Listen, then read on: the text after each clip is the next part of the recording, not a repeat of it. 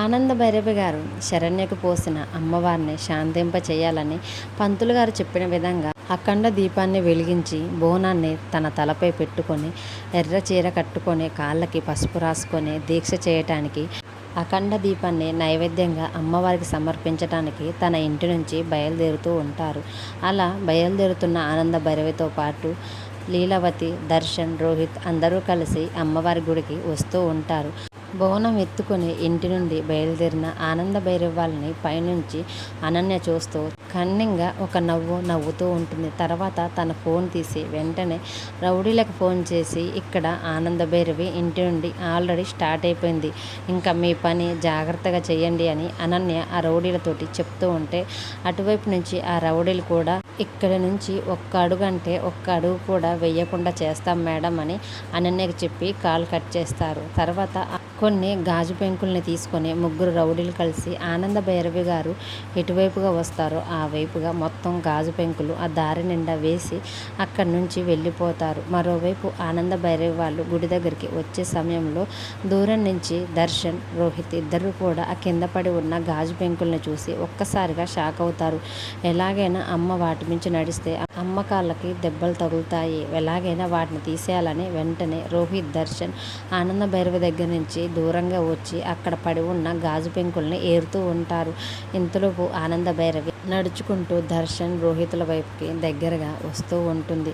అప్పుడే వాళ్ళకి పంతులు గారు చెప్పిన ఒక మాట గుర్తుకు వస్తుంది. అమ్మ, ఎప్పుడైతే మీరు అఖండ దీపాన్ని వెలిగించిన బోనాన్ని మీ తలపై పెట్టుకొని ఆ నడకని కొనసాగిస్తారో ఆ అడుగు అమ్మవారికి బోనాన్ని నైవేద్యంగా సమర్పించే వరకు ఎక్కడా కూడా ఎంత కష్టమైనా ఎంతటి కఠిన పరీక్ష ఎదురైనా సరే మీ అడుగు ఆగకూడదమ్మా అని పంతులు గారు ఆనంద భైరవికి చెప్పిన మాట ఆనంద భైరవి గుర్తు చేసుకుంటూ ఉంటుంది. దగ్గరగా వస్తున్న ఆనంద భైరవిని ఆపకూడదు కాబట్టి వెంటనే దర్శన్, రోహిత్ ఆ గాజు పెంకులపై తమ చేతులు పెట్టేసరికి ఆనంద భైరవి అడుగు ఆపకుండా నడుస్తూ ఉండేసరికి ఒక్కసారిగా దర్శన్, రోహిత్ల చేతులపై తొక్కుతూ వస్తూ ఉంటుంది. ఆ దర్శన్, రోహిత్ వాళ్ళ అరచేతులపై ఆనంద భైరవి అడుగు ఆపకుండా గుడికి దగ్గరగా తీసుకొచ్చే ప్రయత్నం చేస్తూ ఉంటారు. మరోవైపు శరణ్య, ప్రీతి ఇద్దరు ఇంట్లో ఒంటరిగా ఉంటారు శరణ్యను చూసుకోవటానికి. ప్రీతి శరణ్య దగ్గరే ఉంటుంది. అప్పుడే ప్రీతి శరణ్యకి జావ తాగిస్తూ ఉంటే